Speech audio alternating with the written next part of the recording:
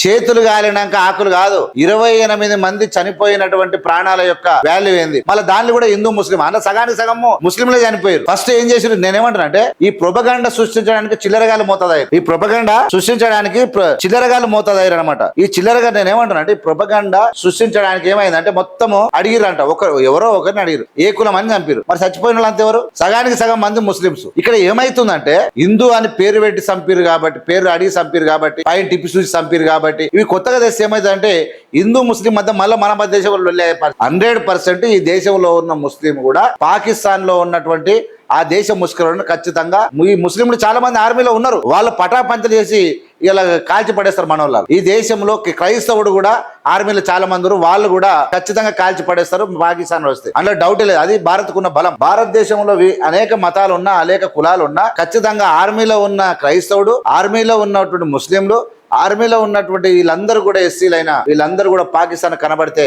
కాల్చి పడేసేటువంటి ఖచ్చితంగా దేశభక్తులే తప్ప ఇంకోటి కాదు. మనం కుల మతాలతో కొట్లాడుకోవద్దు. ఇలా ఈ దేశ ప్రధాని అగ్నివీర్ అనేటువంటి ఒక పథకం తెచ్చి 3 సంవత్సరాలు ట్రైనింగ్ చేసుకొని మీరు వెళ్ళిపోవాలని చెప్పినటువంటి తీరు, ఈయన ఉద్యోగాలు నింపకపోవడం, ఆర్మీని పట్టొస్తున్న నీ యుద్ధ విమానాలు ఏడున్నాయి? నీ రాఫేల్ ఎక్కడ పోయింది అన్న?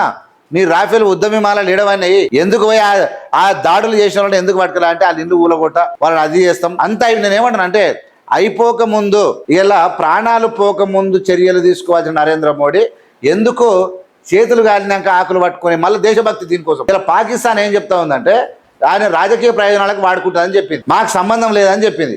ఇప్పుడు అంతర్జాతీయతో వాళ్ళు మాట్లాడతారు, అప్పుడు ఇజ్జత్ పోతుంది ఉన్నకాడికి. మీరు ఏంటంటే మీ తెలివితేటలు చూపించక మీరు ప్రయత్నం చేస్తారు. ఇది అంత మంచిది కాదు అని చెప్పి మేము చెప్తా ఉన్నాం.